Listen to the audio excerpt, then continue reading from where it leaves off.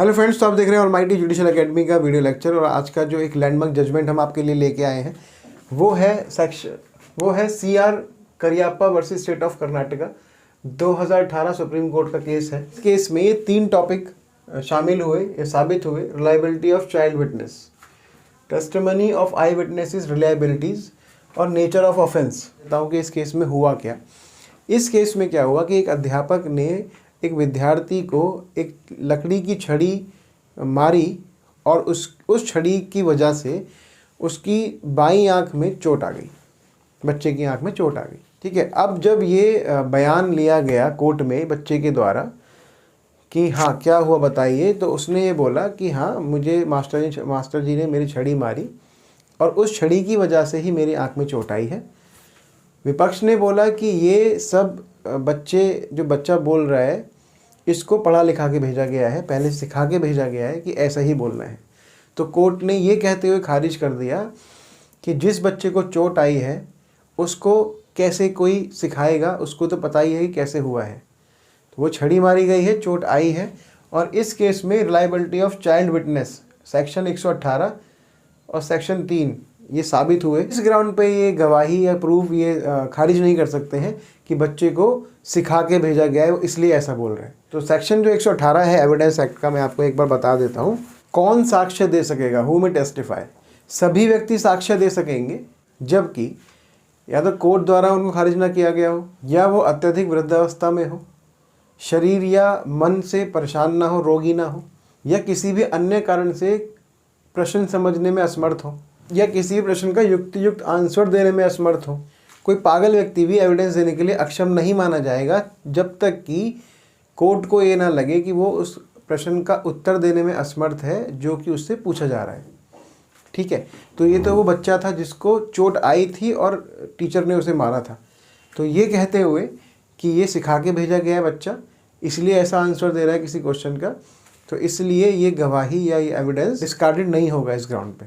दूसरा, testimony of eye witnesses reliability. I witnesses ने जब ये बताया कि हाँ इस अध्यापक ने ही इस विद्यार्थी को मारा है छड़ी से, तभी इसकी आंख में चोट आई है, ये आई विटनेसेस ने बोला।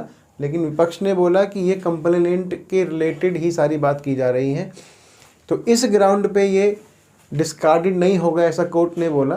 कि विपक्ष ये बोलता है कि सारी चीज़ें, सारे पक्ष कंप्लेनेंट की तरफ ही हैं। तो विपक्ष और पक्ष दोनों ही ये चाहते हैं कि जो भी प्रूफ या एविडेंस दिया जाए वो हमारे ही पक्ष में आए।